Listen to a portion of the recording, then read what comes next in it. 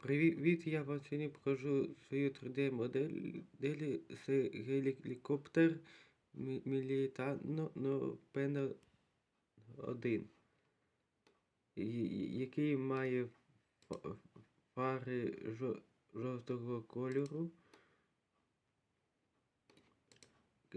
кабіну, крила,